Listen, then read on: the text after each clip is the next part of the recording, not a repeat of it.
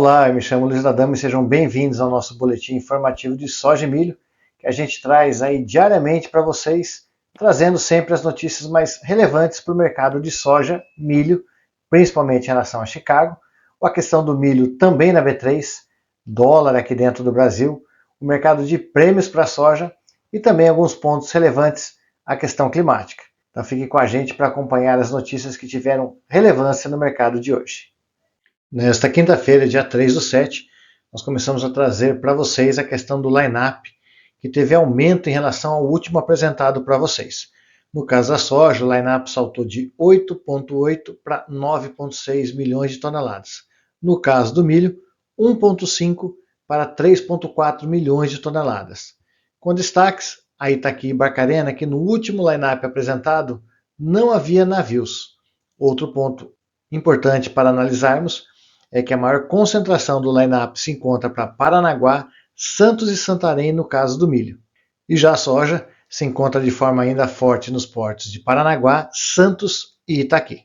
Hoje também tivemos as divulgações das exportações semanais.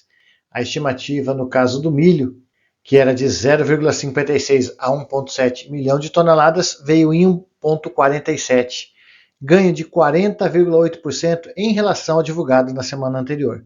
No caso do milho, onde as estimativas eram de 0,4 a 0,9 milhão de toneladas, veio ali na média 0,70 milhões de toneladas. 0,7 milhão de toneladas. Aumento de 25,4% em relação também à semana anterior. Com o trigo apresentando um bom ganho nas exportações na casa de 129%.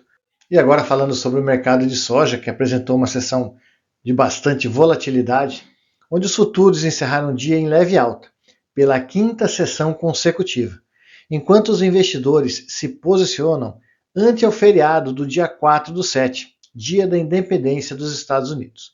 Outro ponto foram os sinais de demanda aquecida pelo produto americano, com um bom desempenho nas vendas líquidas para exportação, que falamos há pouco para vocês. Isso acabou sustentando os ganhos, especialmente nos contratos mais curtos. Mas na contramão, o fortalecimento do dólar internacional acabou limitando os ganhos. E o que vimos foi em boa parte do pregão na máxima, o mercado de soja chegar a registrar na casa de 10 a 11 cents de alta. O fechamento ficou para o julho, que já está vencendo 5,75 cents de alta, e já para os meses entre agosto e novembro, de 1,25 a 2 cents. Alta pouco expressiva, na casa de 0,1 a 0,2%. O agosto fechou cotado a 1.055,50, o setembro a 1.041,25 e sobre o mercado do milho, onde os futuros encerraram em alta, consolidando uma sessão de recuperação, após as recentes quedas, enquanto os operadores se posicionam frente ao final de semana prolongado com o feriado do Dia da Independência dos Estados Unidos. O bom desempenho nas vendas líquidas para exportação dos Estados Unidos também colaborou para os ganhos de hoje.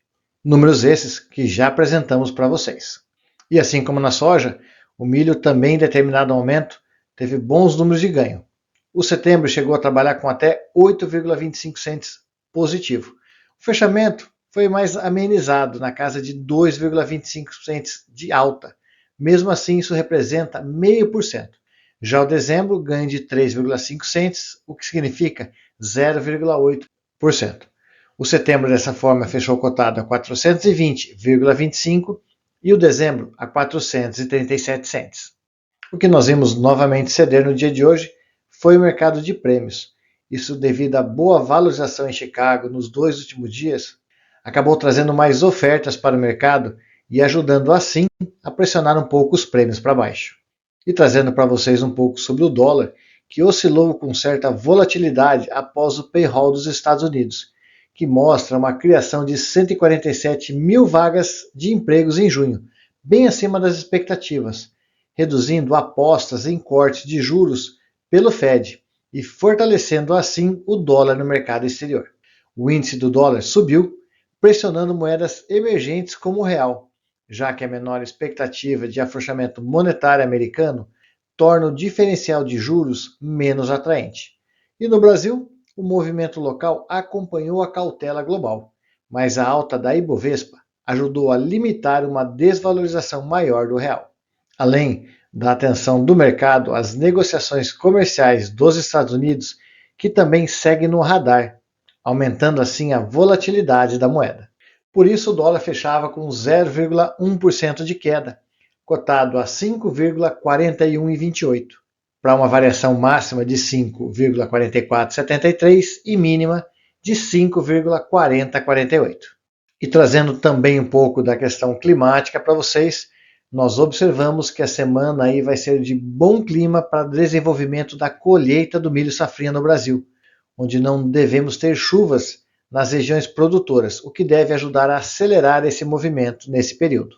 Também é importante deixar claro que, olhando as chuvas aí dos últimos 5 dias, essa região já vem com o tempo mais seco, o que demonstra praticamente 2 semanas sem chuvas, ajudando assim a colheita do milho.